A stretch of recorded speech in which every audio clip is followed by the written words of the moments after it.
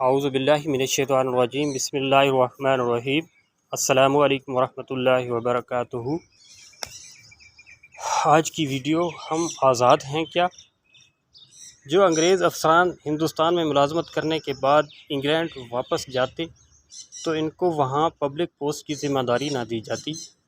دلیل یہ تھی کہ تم ایک غلام قوم پر حکومت کر کے آئے ہو جس سے تمہارے اطوار اور رویے میں تبدیلی آ گئی ہے۔ یہاں آ کر اس طرح کی کوئی ذمہ داری دی جائے گی تو تم آزاد انگریز قوم کو بھی اسی طرح ڈیل کرو گے۔ اس مختصر تعارف کے بعد درج ذیل واقعہ سنیے۔ ایک انگریز خاتون جس کا شوہر برطانوی دور میں پاک و ہند میں سول سروس کا آفیسر تھا، خاتون نے زندگی کے کئی سال ہندوستان کے مختلف علاقوں میں گزارے۔ واپسی پر اس نے اپنی یادداشتوں پر مبنی ایک کتاب لکھی۔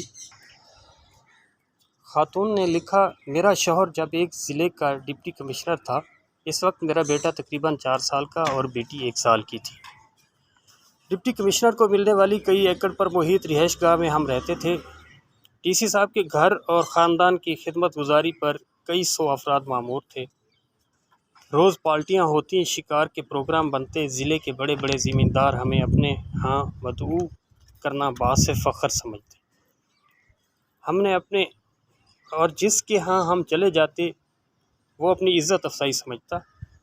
ہمارے ٹھاٹھ ایسے تھے کہ برطانیہ میں ملکہ اور شاہی خاندان کو بھی مشکل سے میسر تھے۔ ٹرین کے سفر کے دوران نوابی ٹھاٹھ سے آراستہ ایک عالی شان ڈبہ ڈپٹی کمشنر صاحب کی فیملی کے لیے مخصوص ہوتا تھا۔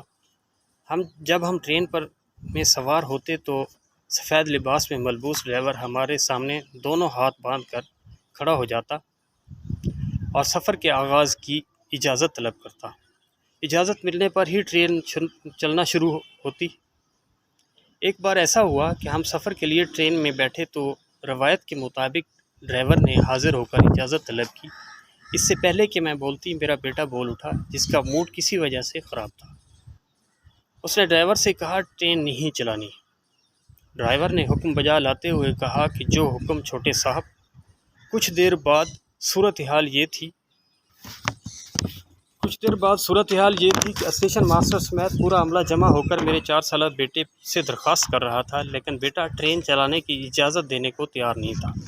بالآخر بڑی مشکل سے میں نے کئی چاکلیٹس دینے کے وعدے پر بیٹے سے ٹرین چلوانے کی اجازت دلوائی تو سفر کا آغاز ہوا۔ چند ماہ بعد میں دوستوں اور رشتہ داروں سے ملنے واپس برطانیہ آئی تو ہم بذریعہ بحری جہاز لندن پہنچے۔ ہماری منزل ویلز کی ایک کاؤنٹی تھی جس کے لیے ہم نے ٹرین کا سفر کرنا تھا۔ بیٹی اور بیٹے کو اسٹیشن کے ایک بینچ پر بٹھا کر میں ٹکٹ لینے چلی گئی۔ قطار طویل ہونے کی وجہ سے خاصی دیر ہو گئی جس پر بیٹے کا موڈ بہت خراب ہو گیا۔ جب ہم ٹرین پر بیٹھے تو عالی شان کمپاؤنڈ کے بجائے فرسٹ کلاس کی سیٹس دیکھ کر بیٹا ایک بار پھر ناراضگی کا اظہار کرنے لگا۔ وقت پر ٹرین نے وسل دے کر سفر شروع کیا تو بیٹے نے باقاعدہ چیخنا شروع کر دیا۔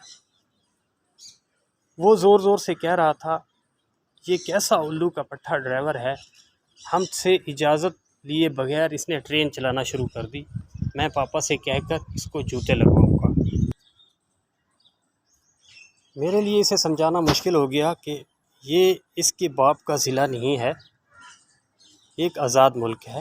یہاں ڈپٹی کمشنر جیسے تیسرے درجے کے سرکاری ملازم تو کیا، وزیر اعظم اور بادشاہ کو بھی یہ اختیار حاصل نہیں ہے کہ اپنی انا کی تسکین کے لیے عوام کو خوار کر سکے۔ آج یہ واضح ہے کہ ہم نے انگریز کو ضرور نکالا ہے، البتہ غلامی کو دیش سے نہیں نکال سکے۔ یہاں آج بھی کئی ڈپٹی کمشنر، ایس پیز، وزراء، مشیران، سیاستدان، جرنیل اپنی انا کی تسکین کے لیے عوام کو گھنٹوں سڑکوں پر ذلیل و خوار کرتے ہیں۔ اسی غلامی سے نجات کی واحد صورت ایسی ہے کہ ہر طرح کی تعصبات اور عقیدتوں کو پلہ طاق رکھ کر ہر پروٹوکول لینے والے کی مخالفت کرنی چاہیے، ورنہ صرف 14 اگست کو جھنڈے لگا کر اور موم بتیاں سلگا کر خود کو دھوکہ دے لیجیے گا کہ ہم آزاد ہیں۔